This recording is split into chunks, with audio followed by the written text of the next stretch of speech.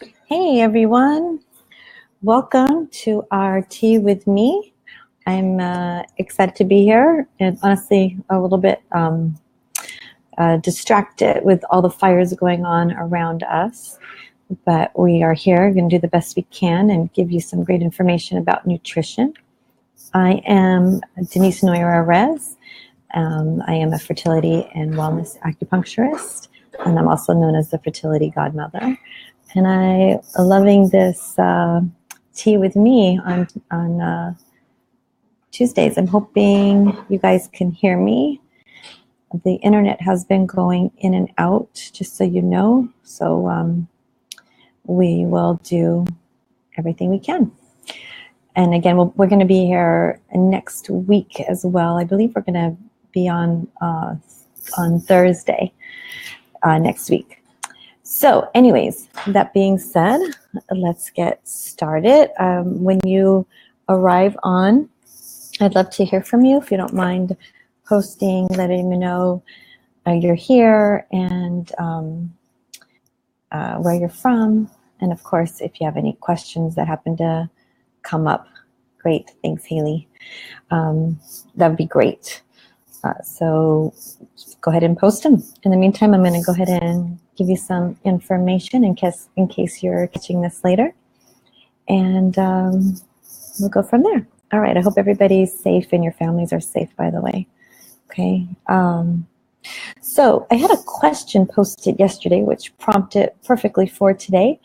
And I'm like, well, that's a great avenue for me to launch into talking about how important nutrition is while we're getting your body ready to get pregnant. So the question was, can we eat dairy or cheese, she said, gluten and sugar when you're trying to conceive? Well, it really is going to depend on what's going on with your body, honestly. So, but for the most part, let's just take one at a time. Let's take dairy first. So from a holistic perspective, we really take account into looking at the whole body and seeing what's going on with the whole body. So some people honestly can have dairy no problem, and some people really need to go off it. So trying to think of some examples for you that could work, that you could relate to. So if somebody tends to be a little bit more overweight, then you probably want to eliminate dairy. Or like we like to look at the tongue, because the tongue is a muscle and it represents what's going on in the body. So if you have like a real greasy coat, then it might be a sign to eliminate some dairy. So it really will just depend on, again, what's going on with your body and knowing your case. Obviously, if you're allergic to dairy and you have symptoms, you probably don't want to be eating it, right? So, but that's kind of one way to look. The other thing about dairy is it's, for some people, it can cause inflammation. It's one of those foods, gluten, sugar, and dairy. Those are all inflammatory foods that we eat that can, not only affect your reproductive wellness, but also your overall health and your general wellness. So that will bring me into, I guess, gluten. So everybody's doing this gluten-free diet. Oh, not everybody, but a lot of people are. It's everywhere now. But you don't necessarily have to be gluten-free.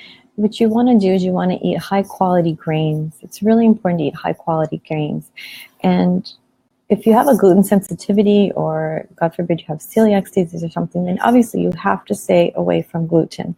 It is an inflammatory food, so you don't want to overeat it. You don't want to overeat anything, right? So I usually, like when we do our fertility cleanse, which we have one coming up in January, we're really excited about. I would recommend that you don't do any dairy, you don't do any sugar, you don't do any gluten. Then there's caffeine and alcohol as well. But the reason is because when you go ahead and reintroduce it back into your diet, then you can see how your body is reacting to those foods. So it's really important to know. So in general, sugar, dairy, and gluten all cause inflammatory reaction, and therefore it'll cause, so I'm just seeing if I had a comment here.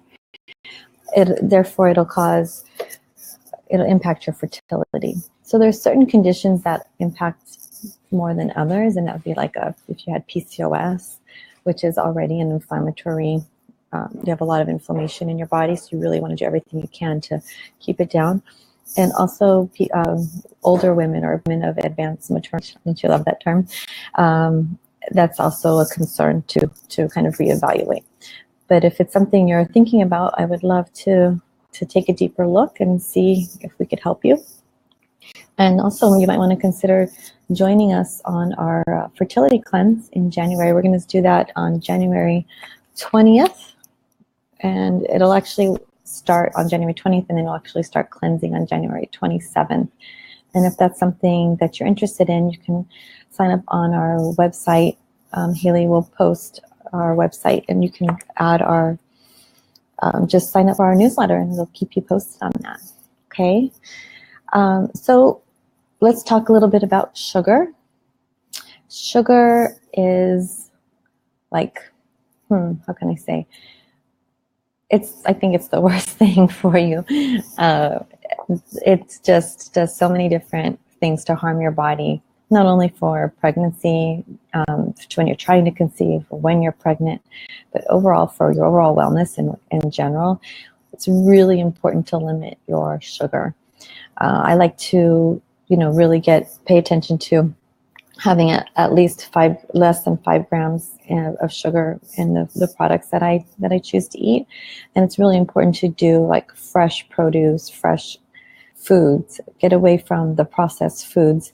And I know a lot of people are so busy, but they've really made it easy for us. There's really no excuse. It's just kind of making a little twist in your lifestyle to make sure that you can eat healthier foods. I mean, even Starbucks has healthy foods now. They have one of my favorite salads, actually.